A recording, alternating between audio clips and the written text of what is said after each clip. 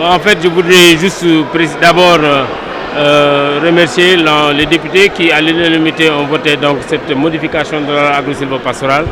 En réalité, il s'agissait tout simplement de la modification de l'article 45 pour permettre le passage de la loi sur le code pastoral. Voilà, donc c'est uniquement ça. Maintenant, peut-être plus tard, quand on aura fini l'évaluation, d'autres modifications pourraient intervenir.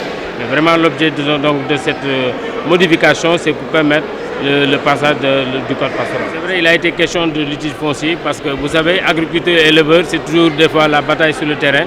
Mais comme je l'ai dit, nous devons travailler dans une bonne synergie pour qu'ils puissent se parler et que des chemins de pâturage puissent être clairement définis par les autorités politiques et administratives également et respectés par tout le monde. Et également qu'on puisse en même temps développer les cultures fourragères. Je pense que si on le fait, ceci devrait permettre en tout cas d'atténuer les conflits, sinon de les supprimer carrément. Il a été également beaucoup question de distribution de semences, de distribution de matériel agricole, de distribution d'engrais de façon générale. Vous le savez, le président a accordé cette année une subvention exceptionnelle de 100 milliards qu'on a répartie dans les différentes rubriques de l'agriculture. Aujourd'hui, ce que je peux dire avec assurance, c'est que déjà, nous avons commencé les mises en place.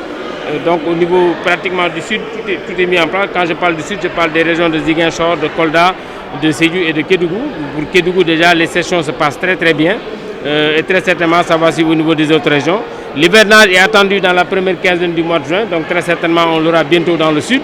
Et dans la deuxième quinzaine du mois de juin, ça veut dire que dans la zone, dans la zone du bassin arachidier, dans la deuxième quinzaine du mois de juin, au centre, et peut-être dans la première quinzaine du mois de juillet au niveau du nord.